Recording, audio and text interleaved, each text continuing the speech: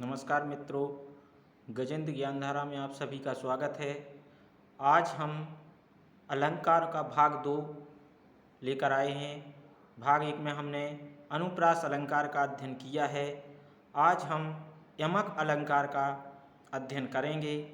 यमक अलंकार, इसका सीधा सा अर्थ है, युग्मक शब्द से बना है जिसका अर्थ होता है जोड़ा।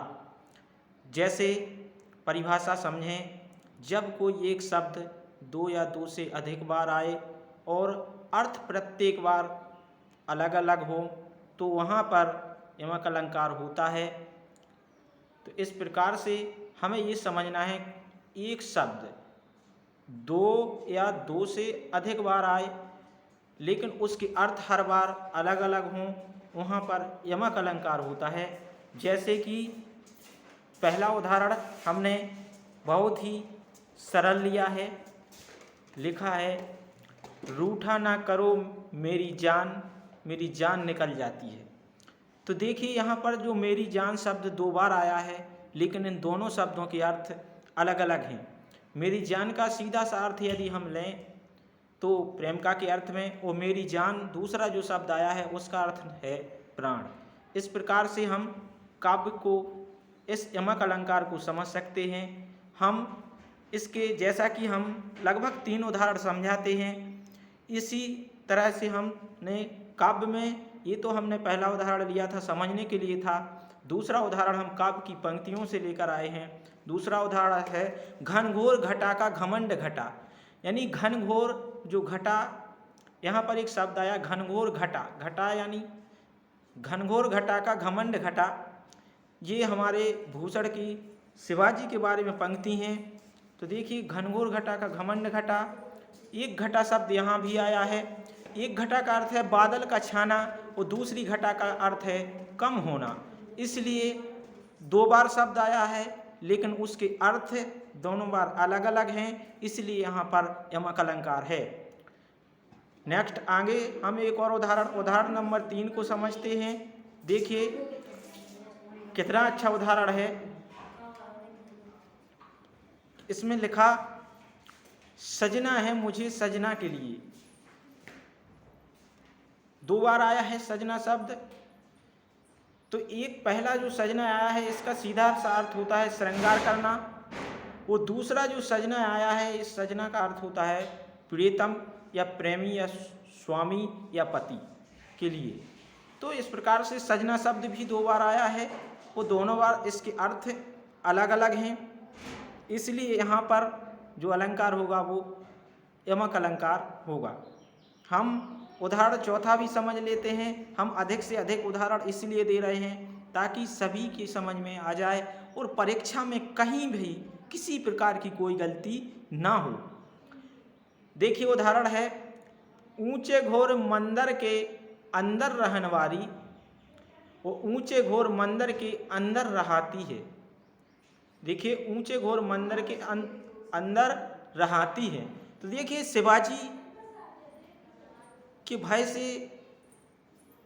आज देखिए जो राजाओं की जो रानियां हैं वो ऊंचे घोर मंदिर, यहाँ एक शब्द आया है और यहाँ भी एक मंदिर आया है। मंदिर शब्द 2 बार आया है लेकिन इसके दोनों स्थानों पर अलग अलग अर्थ हैं। तो देखिए पहले मंदिर का अर्थ होता है महल और दूसरे मंदिर का अर्थ होता है, पहले का होता है महल और दूसरे मंदिर का अर्थ है पर्वत यानी गुफाएं। तो देखिए जो पहले ऊंचे घोर मंदिर के अंदर रहने वाली, ऊंचे ऊंचे महलों में निवास करने वाली स्त्री या रानी आज ऊंचे घोर घनघोर मंदिर यानी पर्वत की बड़ी बड़ी गुफाओं के अंदर रहती हैं। इसलिए यहाँ पर मंदिर 2 बार शब्द आया है, दोनों बार अलग अलग अर्थ है, इसलिए यहाँ पर यमक अलंकार होगा। हम एक और उदाहरण समझ लेते हैं। कम से कम मैंने 3 उदाहरण की कहा था, 5 उदाहरण लेकर आया हूँ, अधिक से अधिक उदाहरण दे रहा हूँ, जिसमें देखिए उदाहरण है, सूर सूर तुलसी शशि उडगन केशव दास, अब के कवि खदोत सम जहत करत प्रकाश। ये साहित्य में स्थान सूरदास कवियों के स्थान के बारे में बताया है हमारे कवि ने। तो देखिए इसी में सूर सूर 2 बार आया है। सूर सूर तुलसी शशि उद्गन केशव दास। तो देखिए पहले सूर का अर्थ सूरदास है और दूसरे सूर्य का अर्थ सूर्य अर्थात सूरज है। तुलसी शशि यानी तुलसी सूरदास का जो महत्व है बताया गया है इन पंक्तियों में, वो सूर्य के समान प्रसिद्ध बताया गया है सूरदास का।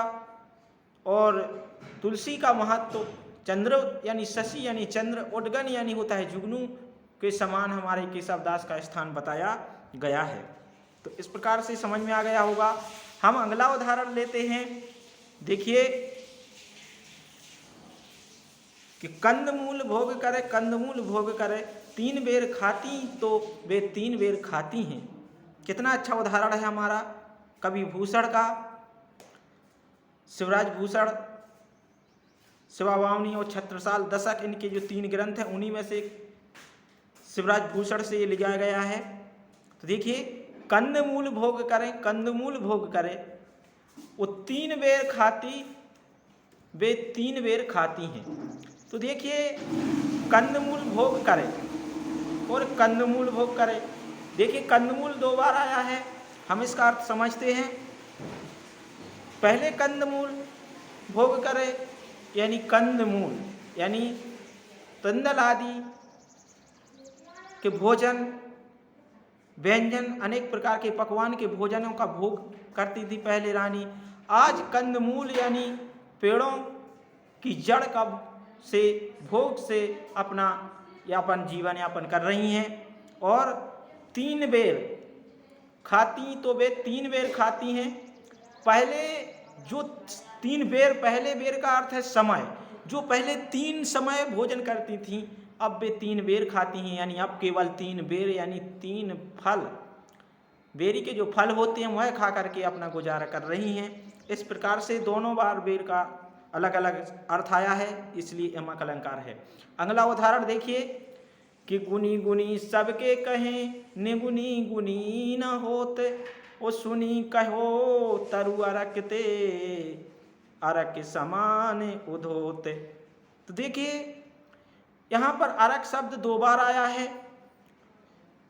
पहले अरक का अर्थ है गुनी गुनी सबके कहे निगुनी गुनी ना होत।